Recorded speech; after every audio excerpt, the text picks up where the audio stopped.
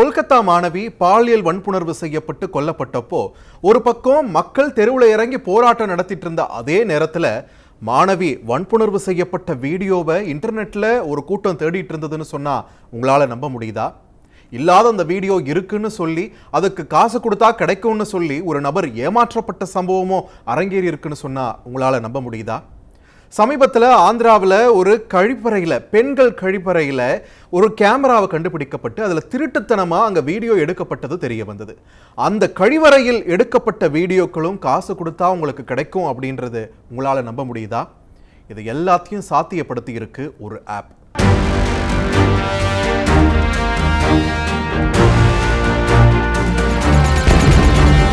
இது தந்தையின் digital exclusive வழங்குவதற்காக நான் பார்த்திபன். நேர்களே, இன்னைக்கு சூழல்ல சமூக ஊடகங்கள் நம்ம வாழ்க்கையின் ஒரு அங்கமாக மாறி இருக்கிறது. காலையில் எழுந்த உடனே வாட்ஸ்அப்பில் செய்தி பார்க்கறது தொடங்கி இரவு தூங்க போகிறதுக்கு முன்னாடி ஒரு மணி நேரம் ரீல்ஸ் எல்லாம் பார்த்துட்டு தூங்குற பழக்கம் வரைக்கும் நம்ம வாழ்க்கையை முழுமையாக சமூக ஊடகங்கள் ஆக்கிரமிச்சிருக்கு. எப்பயோ ஆர்குட்டில் தொடங்கின இந்த பயணம் இன்னைக்கு ஸ்னாப்சாட், டெலகிராம்னு எங்கெங்கேயோ போயிட்டு இருக்கு. இதில் எந்த அளவுக்கு நல்ல விஷயங்கள் இருக்கோ அதே அளவுக்கு தீங்கான விஷயங்கள் இருக்குன்னு நமக்கு தெரியும். அதை பகுப்பாய்வு செஞ்சு நல்லதை எடுத்துக்கணும், கெட்டதை விட்டுறணுன்றது காலங்காலமாக நம்ம சொல்லிக்கிட்டே தான் வரோம்.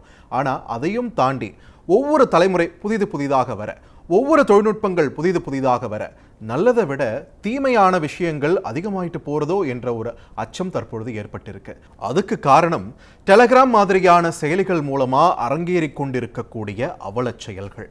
சமூகத்திற்கு எதிரான பல்வேறு சம்பவங்களும் சட்டத்திற்கு புறம்பான பல்வேறு சம்பவங்களையும் டெலகிராம் செயலி ஒரு போர்ட்டலாக மாறி சாத்தியப்படுத்தி கொண்டிருக்கிறது அப்படின்ற ஒரு குற்றச்சாட்டு இந்தியாவில் மட்டும் இல்லை, உலகம் முழுக்கவே வலுத்து கொண்டிருக்கிறது. அதுலேயும் குறிப்பாக இப்போதைய சூழல்ல உலகம் முழுக்க பார்த்தீங்கன்னா 95 கோடி பயனாளர்கள் டெலகிராம் செயலியை பயன்படுத்திட்டு இருக்காங்க. இதில் அதிகபட்சமான நபர்கள் பயன்படுத்தக்கூடிய நாடு எதுன்னு பார்த்தீங்கன்னா இந்தியா. 8.5 கோடி இந்தியர்கள் டெலகிராம் செயலியை பயன்படுத்தி கொண்டிருக்கிறார்கள். அதில் இன்னும் குறிப்பிட்டு சொல்லணும்னா பணம் கட்டி டெலகிராம்லேயே பிரீமியம் வசதிகள் கொண்ட அந்த ஆப்ஷனை பயன்படுத்துவங்களுடைய எண்ணிக்கையும் 50 லட்சம் என்ற அளவில் இருக்கு. அந்த அளவுக்கு ஒரு செழிப்பான இடத்துல தான் டெலகிராம் செயலி இருக்கு. ஏற்கனவே வாட்ஸ்அப் மாதிரியான ஒரு ரொம்பவே பிரபலமான ஒரு செயலி இருக்கு, மெசேஜிங் மாதிரியான விஷயங்களுக்கு இருக்குன்னாலுமே டெலகிராமை ஏன் தேடி போனோம் அப்படின்ற ஒரு கேள்வி இங்கே பிரதானமாகுது. கடந்த சில ஆண்டுகளுக்கு முன்னாடி வாட்ஸ்அப்புக்கும் சில நாட்டு அரசுகளுக்கும் முட்டல் மோதல் உருவானது. அதாவது இந்த தனியுரிமை விஷயம் தொடர்பான முட்டல் மோதல் தான். அப்போ இதுக்கான மாற்று என்னன்னு தேடும் போதுதான் டெலகிராம், சிக்னல் மாதிரியான செயலிகள் பிரபலமடைய தொடங்கியது.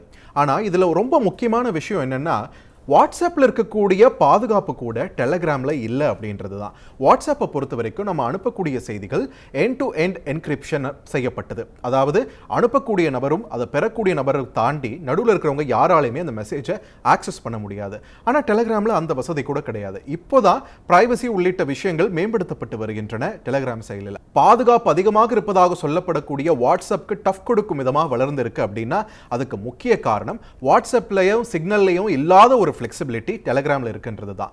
உதாரணத்திற்கு ஒரு குரூப்போட அளவு பார்த்தீங்கன்னா வாட்ஸ்அப்பை பொறுத்த வரைக்கும் 1024 என்ற அளவில் தான் மக்களை இணைக்க முடியும். ஆனால் டெலகிராமில் அந்த லிமிட் கிடையாது. கிட்டத்தட்ட 2 லட்சம் பேர் வரைக்கும் ஒரு குரூப்லையோ ஒரு சேனல்லையோ ஒருங்கிணைக்க முடியும் அப்படின்ற ஒரு ஆப்ஷன் டெலகிராமில் இருக்கு.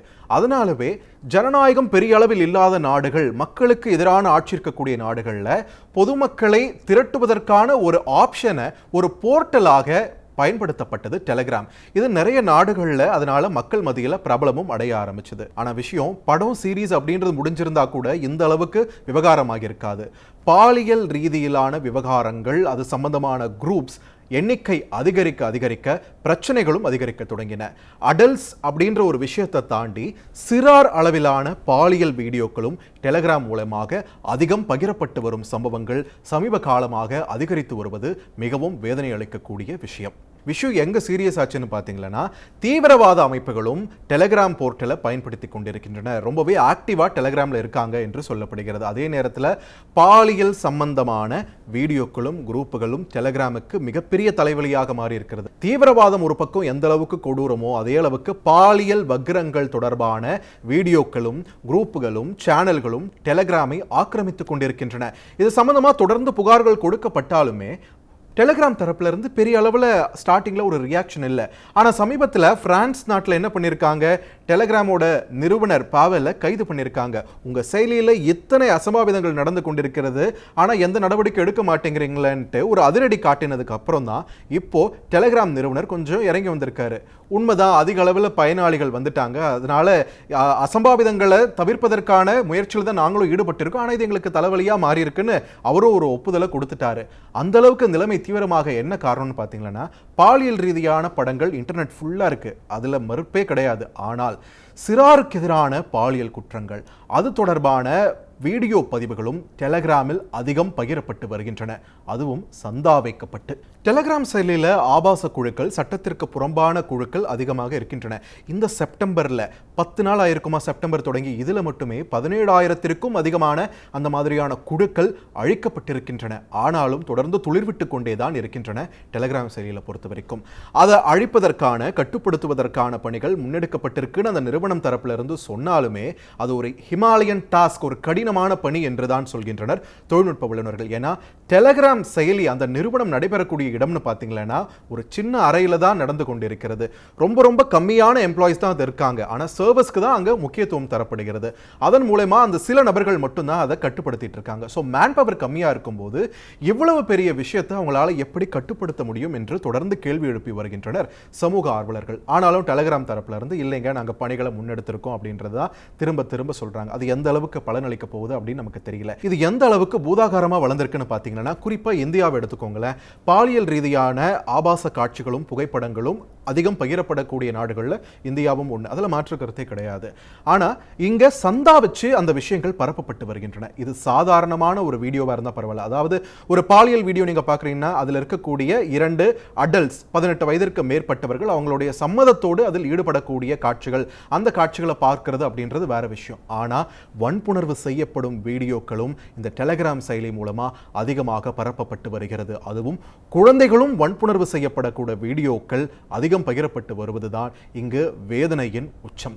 எந்த அளவுக்கு கிட்டத்தட்ட 2 வயது குழந்தை கூட பாலியல் ரீதியாக வன்புணர்வுக்கு ஆளாக்கப்படும் வீடியோக்கள் டெலிகிராம் செயலி மூலமாக பரப்பப்படுவதாக அதிர்ச்சிகர தகவல்கள் வெளியாகியுள்ளன. இதுக்கு ஆண்டு சந்தா வச்சு வசூல் பண்ணப்பட்டு வருவதாகவும் தகவல்கள் தெரிவிக்கின்றன. அதாவது வருஷத்துக்கு நீங்க 500 ரூபாய் கொடுத்தா போதும், 2 லட்சம் பாலியல் கிளிப்புகளுக்கு உங்களுக்கு ஆக்சஸ் கிடைச்சிரும். அந்த பாலியல் கிளிப்புகள் சாதாரண கிளிப்புகள் மட்டும் கிடையாது, பாலியல் வன்புணர்வு கிளிப்புகள், அதோட குழந்தைகள் துன்புறுத்தலுக்கு உள்ளாக்கப்படும் கிளிப்புகளும் அடக்கம் அப்படின்றது தான் இங்க அரசாங்கத்துக்கும் அந்த நிறுவனத்திற்கும் கூடுதல் தலைவலியை கொடுத்திருக்கிறது. இன்னும் சொல்ல போனா இந்த பாலியல் இச்சைகள் வச்சு உங்களுக்கான ரேட் கார்டும் அங்க போடப்படுது. 249 ரூபாய் கொடுத்தா இந்தியன் வீடியோஸ், 300 ரூபாய் கொடுத்தா குழந்தைகள் சம்பந்தப்பட்ட வீடியோஸ், 400 ரூபாய் கொடுத்தா குடும்பத்தில் இருப்பவர்களை வன்புணர்வு செய்யக்கூடிய வீடியோஸ்ன்னு கேட்கக்கூடிய ஒவ்வொரு விஷயமே பார்த்தீங்கன்னா அதிர்ச்சி மேல் அதிர்ச்சி கொடுக்கக்கூடிய ரகங்களாக அமைந்திருக்கின்றன. இதை வச்சு ஒரு பெரிய கூட்டமே சம்பாரிச்சிட்டு இருக்கு அப்படின்றது இங்கு கொடூரத்தின் உச்சம். டெலிகிராமில் இருக்கக்கூடிய இந்த ஆபாச குழுக்களாக இருக்கட்டும், இந்த சேனல்களாக இருக்கட்டும், வீடியோவை நேரடியாக ஷேர் பண்ணக்கூடிய குழுக்கள் அப்படின்றதையும் தாண்டி நீங்கள் சந்தா கட்டிட்டீங்களன்னா உங்களுக்கு விதவிதமான குரூப்புகளுக்கு ஆக்சஸ் கொடுக்கக்கூடிய ஒரு தளங்களாகவும் இயங்கிக் கொண்டிருக்கின்றன. அதனால் இந்த குரூப்புக்கு பணம் கட்டி நாளைக்கு பணத்தை இழந்துட்டீங்கன்னா நீங்கள் வருத்தப்பட வேணாம், இந்த குரூப்ல இருந்து நீங்கள் ஆக்சஸ் பண்ணிக்கலாம் அப்படின்ட்டு அவங்களுக்கு ஆப்ஷன் கொடுக்குற அளவுக்கு யோசிச்சு இது ஒரு பெரிய ப்ரொபகண்டாவாக போயிட்டு இருக்கு டெலிகிராமில். கிட்டத்தட்ட 6.4% 15 வயதினர் மற்றும் சிறார்கள் டெலிகிராம் செயலியை பயன்படுத்திட்டு வர்றதா தரவுகள் தெரிவிக்கின்றன. அவங்க கண்களுக்கு இந்த ஆபாச வீடியோக்கள் செல்வது அப்படின்றத தாண்டி சிறார்கள் பாலியல் ரீதியாக துன்புறுத்தப்படும் குரூப்புகளும் அந்த சேனல்களும் அவங்களுக்கு ஆக்சஸ் இருக்கக்கூடிய ஒரு அவல நிலை இங்க இருக்கதான் செய்கிறது. ஸோ அதை பெற்றோர்கள் கிட்ட இருந்து எப்படி மறைக்கணும் அப்படின்ற ஒரு தெளிவும் இந்த வயதினர் கிட்ட, தற்பொழுது இந்த ஜெனரேஷன் கிட்ட இருக்கிறதையும் நம்மளால பார்க்க முடிகிறது. இந்த குரூப்புகள் மூலமா குழந்தைகள் மீது இச்சை கொண்டிருக்கக்கூடிய அந்த நபர்கள் குழந்தைகளை கான்டாக்ட் பண்ண முடியும் அப்படின்ற ஒரு விஷயம் தான் இங்க டெலிகிராமுடைய மிக அவலமான ஒரு சூழலை பட்டவர்த்தனமாக்கி இருக்கு. இன்னைக்கு ஆர்ஜி கர் மருத்துவமனையில் மாணவிக்கு ஏற்பட்ட அந்த பாலியல் வன்புணர்வு சம்பந்தமான வீடியோ தேடலும், எங்கேயோ பப்ளிக் பாத்ரூம்ல ஒரு பெண் அது பயன்படுத்தக்கூடிய வீடியோ பரவலும் இந்த செயலி மூலமா நடந்தேறிக்கொண்டிருக்கிறது. இருக்கிறது அப்படின்றது இங்கே அதிர்ச்சி கலந்த ஒரு உண்மை, அதை மறுப்பதற்கே இல்லை. ஸோ உங்கள் வீட்டில் உங்கள் குழந்தை கையில் ஒரு செல்ஃபோன் இருக்குன்னா அவங்க என்னென்ன ஆப் பயன்படுத்துகிறாங்க அப்படின்றத கவனிக்க வேண்டியது பெற்றோர்களுடைய கடமை. அந்த ஆப்பில் இந்த மாதிரி குரூப்ஸை மறைக்கக்கூடிய ஆப்ஷன் இருக்கும் அப்படின்றதையும் பெற்றோர்கள் புரிந்திருக்க வேண்டும். அந்த மறைச்சிருக்கக்கூடிய அந்த ஆப்ஸையும் ஆக்சஸ் பண்ணுவது பெற்றோருடைய கடமை. ஏன்னா 18 வயசுக்கு மேலே இருந்தால் அது வேற விஷயம். ஆனால் 13 வயதிலும் குழந்தைகளும் இருக்கும்போது அவங்களுடைய பாதுகாப்பை உறுதி செய்வது பெற்றோருடைய பொறுப்பு. அதனால இந்த ஆப்ல இருக்கக்கூடிய சாதக பாதகத்தை அலசி ஆராய்ஞ்சு அதை பற்றி புரிதலோட பெற்றோர்கள் இருப்பதும் இங்கு அவசியமாகிறது. So at the end of the day டெலிகிராமில் மட்டும்தான் இந்த மாதிரியான விஷயங்கள் நடக்குதா, மற்ற சமூக ஊடகங்கள் என்ன ரொம்ப பாதுகாப்பாக இருக்கான்னு நீங்கள் கேட்கலாம். ட்விட்டர்லையும் டிஎம் பண்ண முடியும், இன்ஸ்டாலையும் டிஎம் மூலமா யாராச்சும் அப்ரோச் பண்ண முடியும், இது எல்லாமே இருக்கு. ஆனால் டெலிகிராமை பொறுத்த வரைக்கும் தப்புகள் நடக்குது, அதை மறைப்பதற்கான வசதிகளும் அதில் இருக்குது. இது அடல்ட்ஸ் என்ற அளவில் அதோடைய தாக்கம் வேறு. ஆனால் குழந்தைகள் கைகளுக்கும் அது போகுதுன்னும் போது அதனுடைய தாக்கம் ரொம்பவே மோசமாக இருக்கு.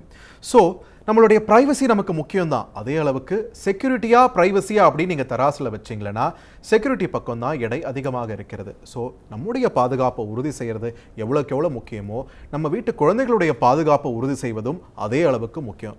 ஸோ அவங்களுடைய செல்ஃபோனில் என்ன பார்க்குறாங்க, என்னென்ன விஷயங்கள் பகிரப்படுது அப்படின்றத வாட்ச் பண்ணுறது, அதை கண்காணிப்பது பெற்றோர்களுடைய கடமையாகிறது, இன்றியமையாததாகிறது. ப்ரைவசியெல்லாம் 18 வயசுக்கு மேலே பார்த்துக்கலாம்.